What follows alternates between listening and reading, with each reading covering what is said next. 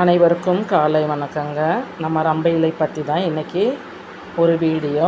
ரம்பை இலை வளர்ப்பது எப்படி, அதுக்கு என்னென்ன உரங்கள் கொடுக்கலாம், எந்த மாதிரி அறுவடை செய்யலாம், இது தாங்க இந்த வீடியோ. வாங்க பார்க்கலாம். நம்ம ரம்பை இலை எல்லாருக்கும் பிடிக்காமல் இருக்கவே இருக்காதுங்க.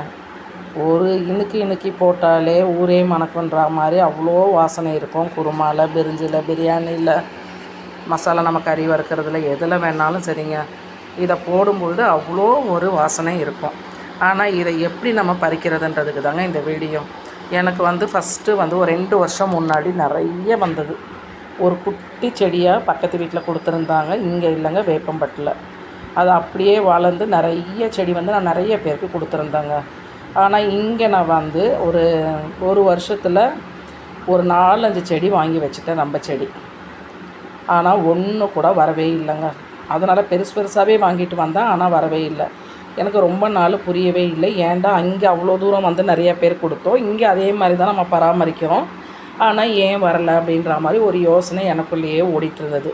அப்புறம் தாங்க கண்டுபிடிச்சேன், எப்போவுமே வாங்கிட்டு வந்த உடனே அந்த இலையை பறிக்கக்கூடாது அப்படின்னு சொல்லி. ஏன்னா அந்த வேர் நல்லா கீழே இறங்கி வேர் பிடிச்சதுக்கப்புறம் நம்ம பறித்தாதான் அந்த செடி சாகாமல் இருக்குன்றதை நான் அதுக்கப்புறம் தாங்க கண்டுபிடிச்சி இந்த செடியில் நான் ஒரே ஒரு நாள் முதல்ல ஞாபகம் இல்லாமல் பறிச்சிட்டேன் இலையை.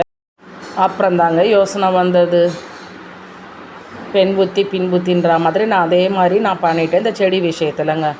என்னடா இத்தனை செடி செத்து போச்சே, நம்ம எவ்வளோ கவனக்குறைவாக இல்லாமல் இருந்திருக்கணும், இவ்வளோ கவனக்குறைவாக இருந்துட்டேன். அப்புறம் யோசிச்சே இருந்தேன் நான். அப்போ தான் எனக்கு ஞாபகம் வந்தது, இலை பறித்ததுனால தான் இந்த மாதிரி ஆயிடுச்சுன்னு. அதனால் நல்லா வளர்ந்ததுக்கப்புறம் இலைகள் பறிங்க. நிறைய பக்க கிளைகள்லாம் வந்ததுக்கப்புறம் நீங்கள் நிறைய உருவாக்கலாம். ஒன்றை மட்டும் வச்சு நம்பிட்டு இருக்காதீங்க. ஏன்னா ஒரு தாய் செடி இறந்துடும், கொஞ்சம் நாள் வரைக்கும் தான் இருக்கும், அதுக்கப்புறம் இறந்துடும். நம்ம இப்போ பக்க கிளைகள் வச்சு செடிகள் உருவாக்கினா ஒரு செடி இறந்தவுடனே அடுத்த செடி நமக்கு உருவாயிடுங்க.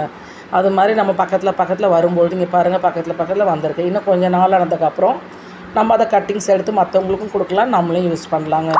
இந்த மெத்தடில் பண்ணுங்கள். இதுக்கு எந்த பூச்சி தாக்குதலும் கிடையாது, எந்த பராமரிப்பும் கிடையாது, எந்த உரங்களும் கிடையாதுங்க. நிழல் மட்டும் ஒரு ஆஃப் சன்சைடில் வைங்க. Thank you all.